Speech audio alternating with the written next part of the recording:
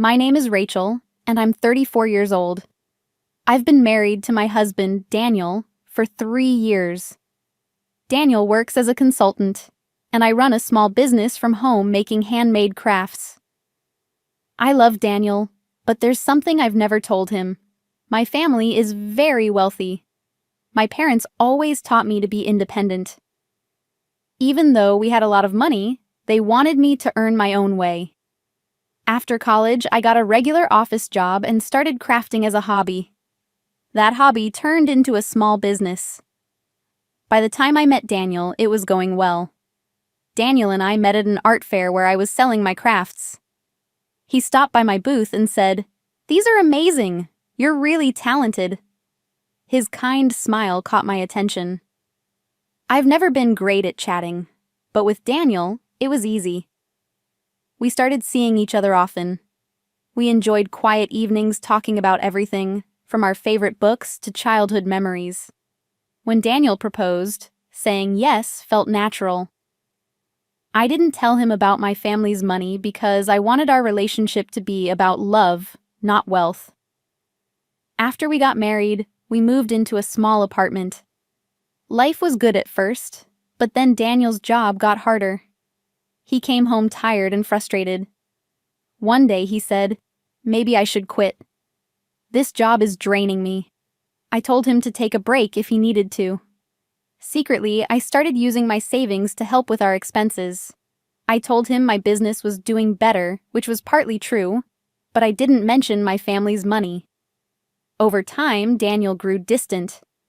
He started coming home late and gave vague excuses about work events. One day, I found a receipt for an expensive dinner for 2. My heart sank. "Daniel, can we talk?" I asked one evening.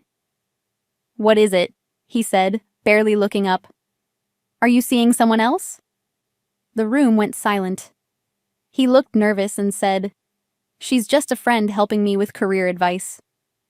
I wanted to believe him, but I had doubts. Over the next weeks, he acted strangely. He became overly nice, doing chores he usually avoided and complimenting me more than usual.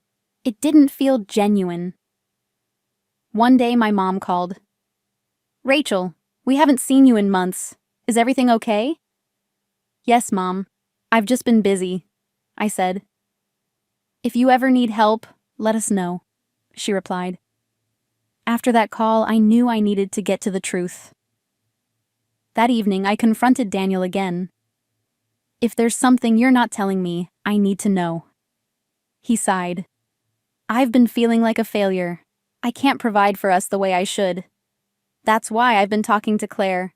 She's a career coach." "Why didn't you tell me?" I asked softly. "I didn't want you to think less of me," he said. Tears filled my eyes. "We're a team, Daniel.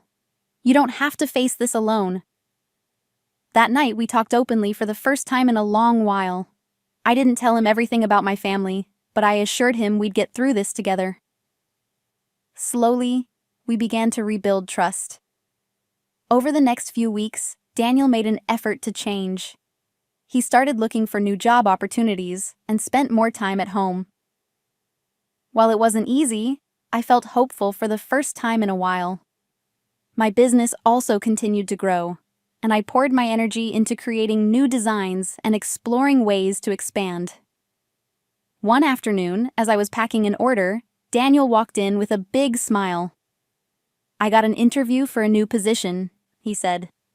"It's at a company that values work-life balance. I think it'll be a better fit." "That's amazing," I said, hugging him.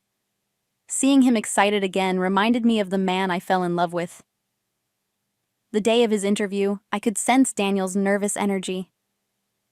"You've got this," I said, holding his hand. When he returned later that evening, he looked relieved. "I think it went well," he said. "They'll let me know next week."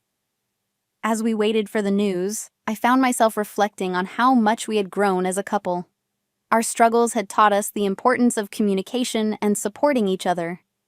I knew that no matter what happened, we'd face it together. When the call finally came, Daniel's face lit up. "I got the job!" he exclaimed.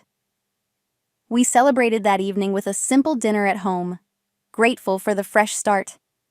But life had one more surprise in store. A few months later, I received an email from a major retailer interested in carrying my crafts. It was a dream come true, but it also meant making some big decisions. Expanding my business would require more time and resources. I shared the news with Daniel, unsure of how he'd react. "That's incredible," he said.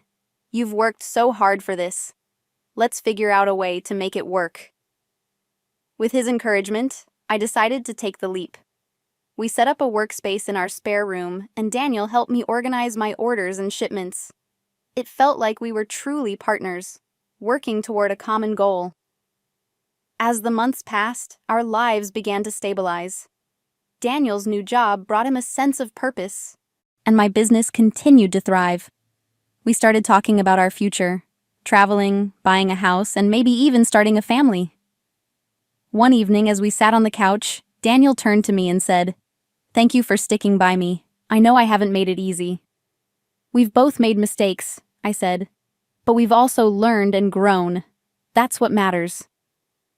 Looking back, I realized that our struggles made us stronger. Life isn't perfect, but it's the imperfections that make it real. Daniel and I are building a life together, one step at a time, and I wouldn't have it any other way. One weekend, Daniel suggested a short getaway to celebrate our recent successes. "Let's head to the mountains," he said. "It'll be nice to disconnect and just enjoy nature." We packed our bags and drove to a cozy cabin surrounded by tall pines. The air was crisp and the silence was comforting. Sitting by the fireplace that evening, we talked about everything: our hopes, dreams, and even the challenges we had faced. It felt like a fresh chapter in our relationship. "Do you ever think about what life will look like in 5 or 10 years?" Daniel asked. "All the time," I replied. "I hope we'll be happy, no matter where we are or what we're doing." "As long as we have each other, I think we will be," he said, taking my hand. The weekend was exactly what we needed to reconnect and recharge. On the drive back, I felt a sense of peace and gratitude. Life wasn't perfect, but it was ours. Back at home, I decided to take a big step. I called my parents and invited them to dinner. It's time Daniel gets to know more about my family, I thought. They were thrilled and agreed to come over the following weekend. When the day arrived, I was nervous but excited. I had kept my family's wealth a secret for so long, and I wasn't sure how Daniel would react. My parents arrived with warm smiles and a bottle of wine. Dinner was filled with laughter and stories from my childhood. Toward the end of the evening, my father said, "Daniel, you're part of the family now. If you ever need help, don't hesitate to ask." Daniel looked surprised but grateful. "Thank you. That means a lot," he said. After my parents left, Daniel turned to me. "Your family is wonderful. Why didn't you tell me more about them before?" "I was worried it might change how you see me," I admitted. "Rachel, nothing could change how I see you," he said. "I love you for who you are, not where you come from." Hearing those words lifted a weight off my shoulders. For the first time, I felt like we were completely open with each other. From that day forward, our bond grew stronger. We learned to face life's uncertainties together, trusting that our love and partnership would guide us. Life isn't about having all the answers, it's about finding them together.